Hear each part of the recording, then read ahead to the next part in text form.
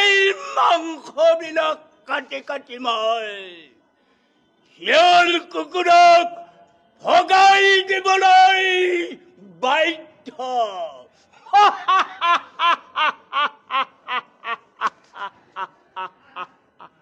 কেনেকুৱা অনুভৱ কৰিছে? ভাল হৈছে, ভাল পাইছোঁ। আৰু অসম চৰকাৰে যি কৰিলে বাদ দিলে ভাল কথাই আৰু হৈছে। ভৱিষ্যতৰ আৰু একাংশ লোকে পাব বাকী আছে শিল্পীয়ে, তেওঁলোকৰ প্ৰতি চৰকাৰক কিবা ক'ব নেকি? তেওঁলোকেও পাব, পাব লাগে, চবে ধৰ পাব লাগে। আকৌ একেলগেতো ধৰ দিব নোৱাৰে, এদিকে অলপ অলপকৈ মানে দি থাকিব।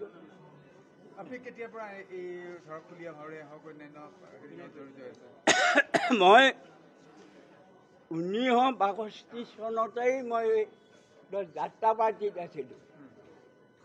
তাৰ পৰাই অভিনয় মই কৰি আছোঁয়ে এতিয়াও। বয়স কিমান আছিল আপোনাৰ? তেতিয়া বয়স মোৰ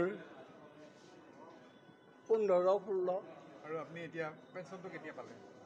কি বয়সত? পেঞ্চনটো আগত মই 2 বছৰ এই এককালীন পাইছোঁ, এইবাৰ মাহেলীটো। কিমান বয়স এতিয়া আপুনি? এতিয়া বৰ্তমান মোৰ 80 হ'ল। তথাপিতো আপুনি ডেকাৰ দৰে আছে। এতিয়া সেইটো মই নাজানিম বাৰু। আছে আছে, মই এতিয়াও মানে মই দেখিয়ে নাটক কৰোঁ মই। হয়।